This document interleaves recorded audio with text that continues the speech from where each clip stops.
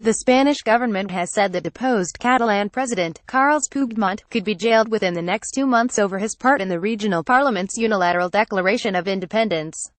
The warning came on Sunday afternoon as hundreds of thousands of people took to the streets of Barcelona to call for Spanish unity 2 days after some Catalan MPs voted for independence and the Spanish government assumed control of the region. Spain's Prime Minister, Mariano Rajoy, has sacked Puigdemont and his government and called regional elections for the 21st of December.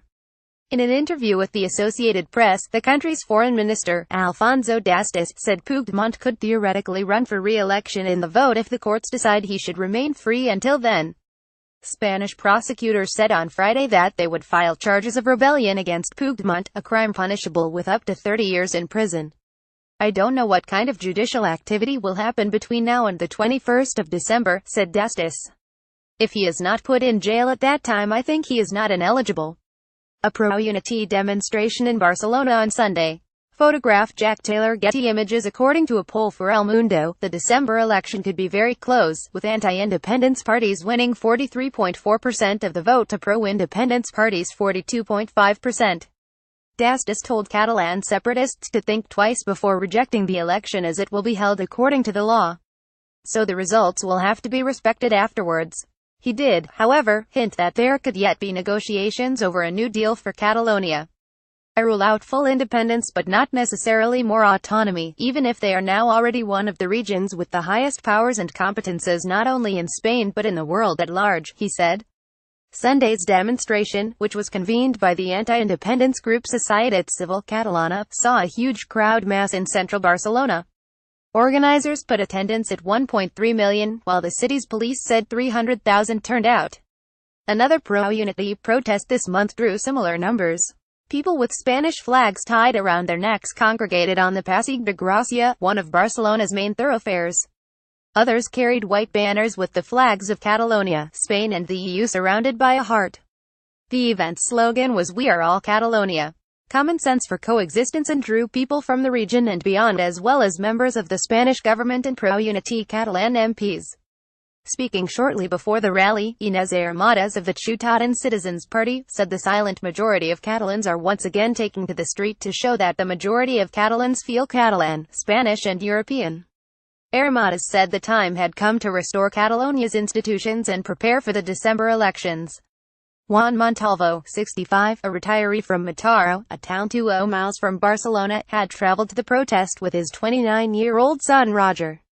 "We've come to give our opinion and show that part of Catalonia feels Spanish as well," he said.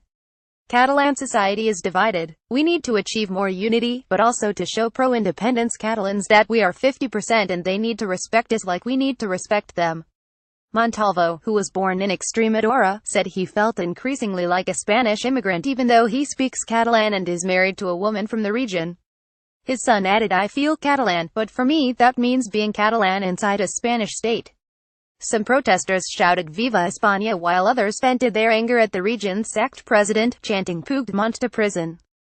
Despite the Spanish government's unprecedented use of Article 155 of the country's constitution to take control of Catalonia's civil service, police, finances and public media, some pro-independence politicians have refused to recognize the measures. Writing in the Catalan newspaper El Punt Avui on Sunday, Oriol Junqueras, the vice-president of the deposed Catalan government, accused Rajoy's ruling Partido Popular People's Party of overthrowing regional democracy. "We cannot recognize the coup d'état against Catalonia, nor any of the anti-democratic decisions that the PP is adopting by remote control from Madrid," he said. "The president of the country is and will continue to be Carles Puigdemont, at least until the day the citizens do not decide otherwise in a free election." However, Junqueras also said that decisions would have to be made over the coming days that won't be easy to understand, adding that the independence movement would push onwards without ever giving up ballot boxes to validate the republic. On Saturday, Puigdemont said efforts would continue to build a free nation, adding, "We must do so resisting repression and threats without ever abandoning, at any time, civic and peaceful conduct." Dastis dismissed such calls, saying any attempt by Puigdemont or his allies to continue in office this week would prove futile as regional civil servants would not heed their instructions. "If he wants to live in a parallel universe he may go on, but nobody, I think, is going to obey him," said Dastis. No matter what he says, the central government is now in charge of Catalonia, although we have clearly decided we don't want to be there for the long run. While the Spanish government has sacked the Catalan government and as many as 150 officials, it remains to be seen to what extent it will take over the running of the civil service, which includes about 200,000 employees in the administration, health and social services and education. Employees of the Generalitat, the Catalan government, told The Guardian they had not received any instructions or warnings of the changes might lie ahead, although there had been some informal meetings by staff worried about the implications of Article 155. Nor had anyone in the Barcelona provincial government department received official notification. School head teachers and inland revenue employees also said they had not received any notifications. In an open letter to all the police stationed in Catalonia, including the regional police force, the Mossos d'Esquadra, Spain's Interior Minister, Juan Ignacio Zoido, reminded all officers they had a duty to obey orders, guarantee the rights of all, and fulfill the mandates of both the Spanish Constitution and the region statute. It is unclear whether Madrid plans to micromanage Catalonia or if it will let it run itself for the 53 days that remain before the election and, presumably, the resumption of regional autonomy. A man draped in a Spanish flag walks with a woman draped in a Catalan flag on their way to the rally. Photograph Gonzalo Arroyo. As the Spanish government prepared to implement its strategy, Belgium's immigration minister incurred Madrid's wrath by suggesting that Puigdemont could be offered asylum in the country. It's not unrealistic, looking at the current situation, Theo Franken, a member of the Flemish separatist N-VA party, told the Flemish-language broadcaster VTM on Saturday. Looking at the repression by Madrid and the jail sentences that are being proposed, the question can be asked whether he still has the chance for an honest court hearing.